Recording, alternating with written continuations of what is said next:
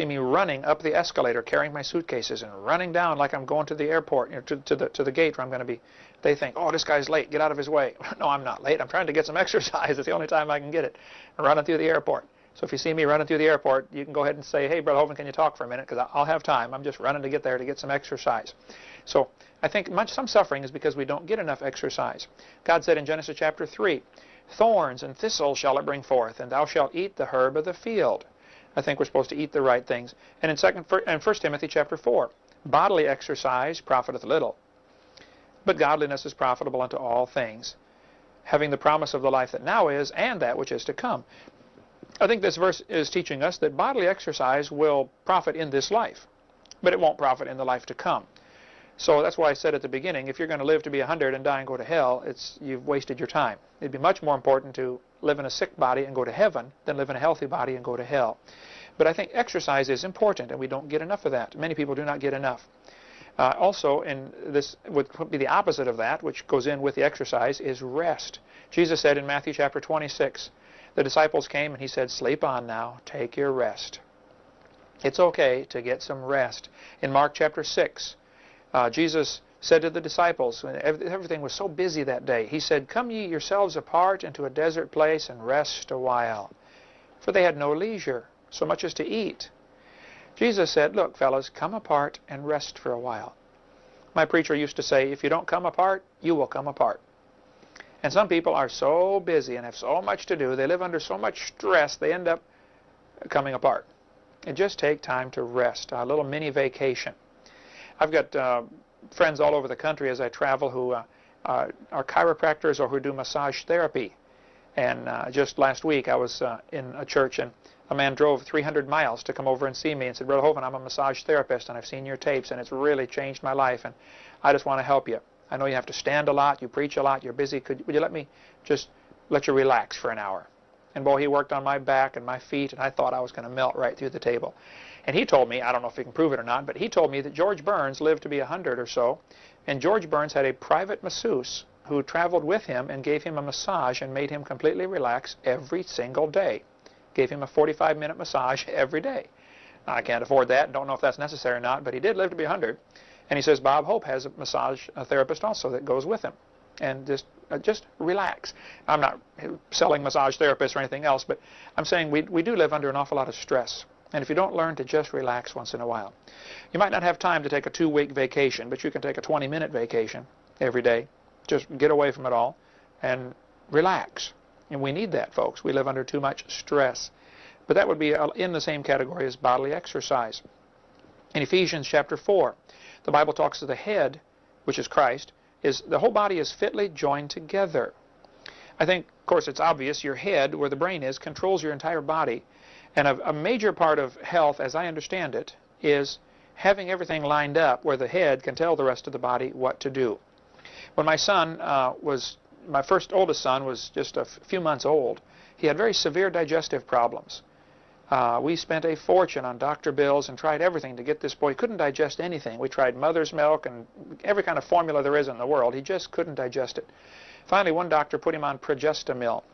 Here I was making $100 a week and spending $30 a week on formula for my son. And we moved at that time to Kankakee, Illinois, and there was a chiropractor in the church. And I said, brother, I know nothing about chiropractic, absolutely nothing. Would you look at my son and tell me what's wrong with him? I didn't tell him what was wrong. I asked him to tell me what was wrong. Here's this little boy, 9 months old. He picked him up, looked at him, turned his head a little bit back and forth, laid him on his stomach, and felt down the back of his spine. He came to a place on this spine, and he said, oh, this vertebrae right here is twisted out of place. He said, I bet this boy has digestive trouble, doesn't he? I said, how did you know that? He said, well, your spine, of course, houses the nerves that go to all parts of your body. And he said, if one part of the spine is twisted out of place, it'll pinch a nerve going to whatever that nerve goes to and probably cause some kind of sickness or illness there, or certainly some pain. He said, now, the boy's 9 months old. He said, I'm going to push the bone back into place, which is not hard to do, a little simple chiropractic adjustment. He said, but you need to understand, the muscles that hold those bones in place normally have been out of place for 9 months. So it's probably going to pull it back out. He said, I'll need to push it back in and it'll pull back out. I need to do that maybe a dozen times. I don't know. but eventually it will learn to stay where it's supposed to be. So over the next few weeks, free of charge, he adjusted my son, and after 8 or 10 adjustments, he was fine, and his digestive system returned to normal. And now he's plenty healthy and eats an awful lot. So he's outgrown that can't digest or eat anything stage for sure, in his mid-20s now. But I think chiropractic is very important. Now, of course, some medical doctors are going to think this is quackery, but I have been in numerous car accidents. I've hurt my upper back and my neck and my lower back a tremendous amount. Have a lot of scar tissue there. And I would have to say, if it weren't for chiropractic, I probably would not be walking today. I'm going to give a conservative estimate and say I've probably been adjusted 4,000 times by chiropractors. I have maybe 100 of them around the country that know me and say, Brother Hovind, if you ever get in our area, come over and we'll give you a free adjustment. And they all have different techniques, and some are better than others, and some do different things than others.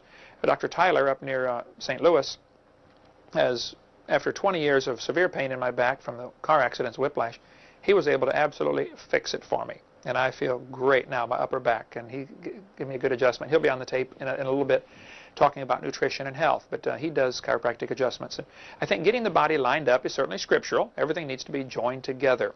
And that would fit into the same category as exercise. Some people have a lot of suffering and pain because part of their body, their backbone, went out of place during birth.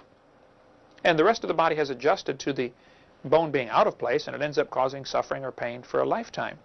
And it could be alleviated. The sooner you catch it and fix it, the sooner the body can readjust to all this. I know when they fix my neck, sometimes it makes my lower back start hurting. And it's like if you had a stack of blocks and the bottom one was out, the rest of them would have to be compensated to still balance. And if your bottom vertebrae is out, the rest of them may twist or something just to keep you standing straight or to alleviate the pain, and you won't realize that the pain isn't really coming from where you think it's coming from. And so as they work out all the kinks, you end up doing much better. But another category of Bible verses about health comes from your attitude. Many people are a grouch, and they're not going to be healthy no matter what happens, because attitude has a profound effect on your health. The Bible says in Proverbs chapter 17, a merry heart doeth good like a medicine. I think just being cheerful would be helpful.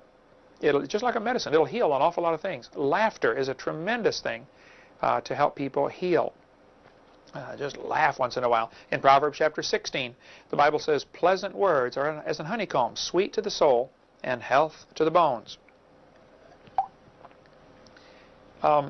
Speaking sweetly to people, just be nice. A person that's a grouch can take all the vitamins they want and exercise all they want. They're probably still going to have some health problems because their attitude is not good. The Bible says, let not the sun go down upon your wrath. If you are angry and you go to bed angry, there's just an emotional problem there that tenses up. And I've heard say that people that are angry or don't release their anger properly, don't alleviate their stress, they end up getting ulcers.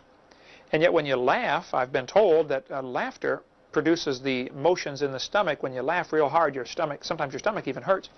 The laughter does something so where you cannot produce ulcers. And it even helps ulcers to heal. So I can't prove that or not, but you might want to do some research on that. But I think having a good attitude would be important. A fourth category would be diet. And here's where you'll have, health food stores and vitamin experts come out of the woodwork and say, yep, that's right, that's where it all is. I don't think all health comes from diet, but I do think we do have a problem in most parts of the world with diet. This might go back to Satan's long-range plan of destroying humanity. God told Satan in Genesis chapter 3, someday the seed of the woman is going to bruise your head. And he's tried ever since to kill every seed of the woman that he can. And Satan has worked awfully hard to destroy humanity in every possible way. I think our food supply certainly has been, the quality has been diminished. And whether it's a satanic plot or not, I don't know. Maybe it's just love of money. But somebody said the rice crops originally in places like China had about 1,500 varieties of rice. And people came in through the years and decided this particular kind of rice grows faster or bigger or better than the rest.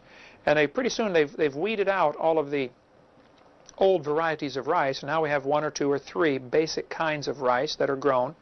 So what's going to happen if there's a plague or a disease of a certain type of rice? It can wipe out half the rice crop. Whereas in the old days, if there were 1,500 varieties of rice, it would only wipe out 1/1500th, and it wouldn't cause a famine. So in the desire to raise more money, more capital from the ground, I think we've ended up getting rid of a lot of variations. This would apply to corn or wheat or anything else too. That might eventually